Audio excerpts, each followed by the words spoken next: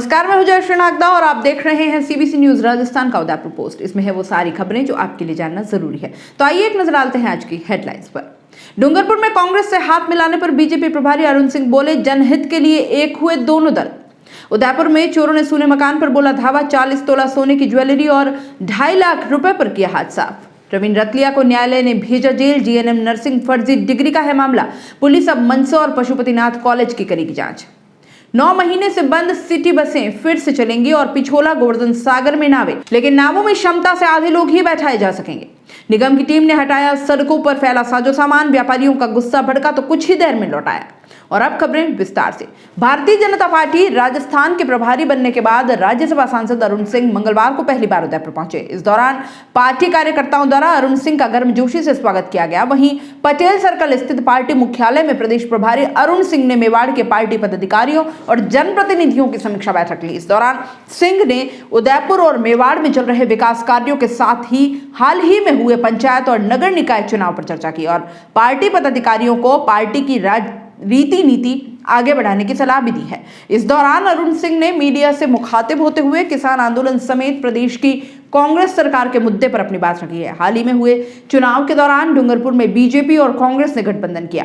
BJP Rajasthan प्रभारी अरुण सिंह ने इस गठबंधन को सही बताया है। सिंह ने कहा कि जनता के हित में दोनों पार्टियां एक हो गई है और कांग्रेस ने बीजेपी का समर्थन किया है। सिंह यही नहीं रुके, बल्कि उन्होंने कहा कि हम चाहते हैं लोकसभा में भी कांग्रेस पार्टी और अन्य दल देश हित के फैसलों में बीजेपी का साथ दें। उदयपुर के प्रतापनगर क्षेत्र में चोर सूने मकान से 2.5 लाख रुपए की नकदी और 40 तोला सोने के जेवर चुराकर भाग गए। घटना उदयपुर के प्रतापनगर थाना क्षेत्र के वर्धमान नगर के सुंदरवास इलाके की है, जहां नरेंद्र औदिच्य अपने परिवार के साथ रिश्तेदारी में मौत होने के कारण दरौली गए थे। इस दौरान पूरा घर सूना था और चोर इसी मौके का फायदा उठाकर घर में रखी नकदी और ज्वेलरी लेकर फरार हो गए। उदयपुर के प्रतापनगर थाने में दर्ज शिकायत में बताया गया कि नरेंद्र औदिच्य के पिता का निधन हो गया, जिसके बाद वह अपने परिजनों के साथ पैतृक गांव दरौली गए हुए थे।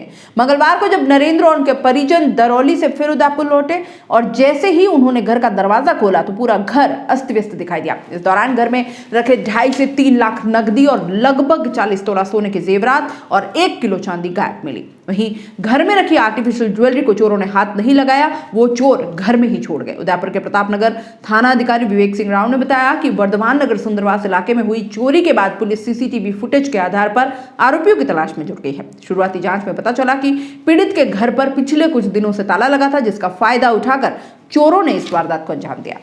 उदयपुर में फर्जी डिग्री प्रकरण मामले में गिरफ्तार प्रवीण रतलिया को न्यायालय ने जेल भेज दिया है। मंगलवार को प्रवीण रतलिया की पुलिस रिमांड की समय अवधि पूरी हो गई, जिसके बाद पुलिस द्वारा प्रवीण को न्यायालय में पेश किया गया, जहां से उसे 14 दिन के लिए जेल भेजा गया है। 21 जनवरी को पिंडवाड़ा के आमली रोड निवासी श्रवण कुमार प्रजापत ने उदयपुर के सूरजपोल थाने में प्रवीण के खिलाफ मामला दर्ज करवाया, जिसमें उसने बताया कि प्रवीण ने मंदसौर के पशुपतिनाथ बीएड कॉलेज में जीएनएम नर्सिंग के लिए उसका दाखिला करवाया। इसकी एवज में प्रवीण ने 2 लाख रुपए भी लिए, लेकिन बाद में उसे जो मार्कशीट दी गई उसमें किसी और का फोटो था और वह फर्जी थी। ऐसे में जब श्रवण ने प्रवीण से इसकी शिकायत की तो प्रवीण ने श्रवण के साथ अभद्र भाषा का प्रयोग किया, मारपीट की, जिसके बाद श्रवण ने पुलिस में प्रवीण के खिलाफ मामला दर्ज करवा दिया। फिर इसी शिकायत के आधार पर जांच करते हुए पुलिस ने प्रवीण को 26 दिसंबर को गिरफ्तार किया है।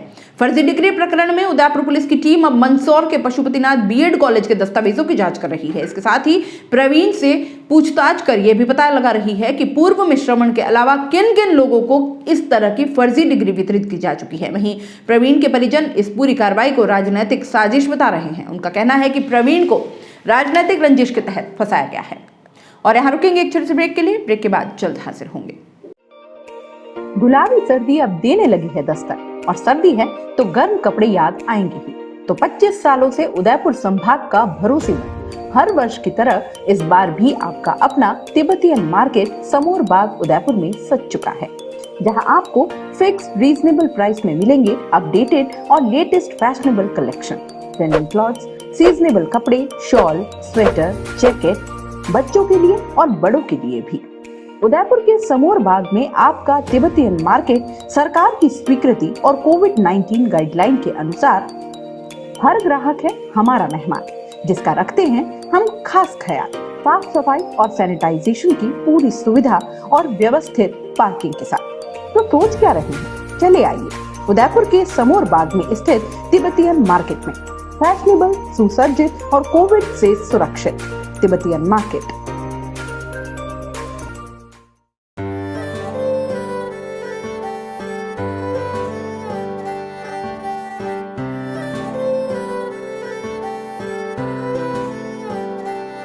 मारे आंगणे की तू है लाडली, मारे बगिया की तू है एक कली। मारे आंगणे की तू है लाडली, मारे बगिया की तू है एक कली। जद छोड़ के तू जाएगी हमें लाडो, याद तेरी घनी आएगी। मारे आंगणे की तू है लाडली, मारे बगिया की तू है एक कली। सोजतिया ज्वेलर्स, रिश्तों को नहीं दिलों को जोड़े। ब्रेक के बाद आपका स्वागत है। कोरोना संक्रमण के कारण करीब 9 महीने से बंद सिटी बसों के साथ ही पिछोला गोवर्धन सागर में भी बोटिंग शुरू करने के लिए कलेक्टर चेतन देवड़ा ने सशर्त स्वीकृति दे दी है। जल्द ही आमजन और पर्यटकों को वापस की सुविधाएं मिलने लगेगी। नगर निगम की गैराज शाखा के अध्यक्ष मनोहर चौधरी ने लॉकडाउन लगने के बाद से ही सिटी बसों और नावों का संचालन जनहित में रोक दिया। धीरे धीरे कोरोना के मामले अब कम आने पर हाल ही में मेयर जी स्टार्क ने सिटी बसों और नावों का संचालन फिर से शुरू करने के लिए कलेक्टर को पत्र लिखा था। प्रशासन से मंजूरी मिल गई है। ठेकेदारों को नाव में क्षमता के मुकाबले आधे लोग ही बैठाने, कोरोना के बचाव के उपाय करने के निर्देश दिए गए हैं। बता दें कि फतेह सागर में हाल ही में बोटिंग वापस शुरू की गई है।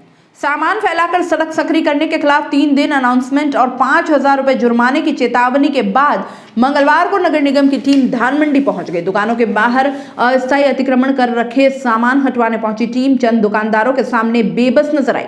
जाब्ते की मौजूदगी के बावजूद व्यापारियों ने धक्का मुक्की तक कर दी। विरोध के बीच कुछ दुकानों से सामान जब्त किया गया, लेकिन कुछ ही देर बाद उसे ट्रैक्टर से लौटा भी दिया गया, जिसमें कि भरकर लाए थे। निगम के स्वास्थ्य अधिकारी सत्यनारायण के नेतृत्व में स्वास्थ्य शाखा और अतिक्रमण निरोधी टीम के सदस्य दोपहर बाद धान मंडी पहुंचे। थानाधिकारी मनीष चारण और पुलिस बल की मौजूदगी में टीम सख्ती करती उससे पहले ही कुछ दुकानदारों ने विरोध शुरू कर दिया। सामान जब्त होते देख दुकानदारों ने स्वास्थ्य निरीक्षक श्रीमाली और कर्मचारियों से धक्का मुक्की तक कर दी। पुलिस जाब्ता साथ होने के बावजूद टीम बेबस नजर आने लगी। हालांकि इसके बावजूद जैसे तैसे एक ट्रैक्टर में कुछ सामान जब्त कर निगम पहुंचा दिया गया। ट्रैक्टर निगम में खाली किया ही था कि सामान वापस उसी में लोड करवाकर धान मंडी लौटा दिया गया। यह सामान व्यापारियों को वापस दे दिया गया। हालांकि निगम टीम ने दहली गेट चौराहे के पास सड़क से जब्त की साइकिलें नहीं लौटाई हैं। कुछ देर बाद डिप्टी मेयर पारस सिंह भी धान मंडी पहुंचे और व्यापारियों से बातचीत की। उन्होंने कहा कि सड़क पर अतिक्रमण बर्दाश्त नहीं किया जाएगा। स्वास्थ्य अधिकारी 3 दिन से दहली गेट, धान मंडी, मंडी किनाल, लखारा चौक, कालीबावड़ी क्षेत्र में माइक पर चेता रहे थे कि कोई भी व्यापारी दुकान के बाहर सामान न फैलाए।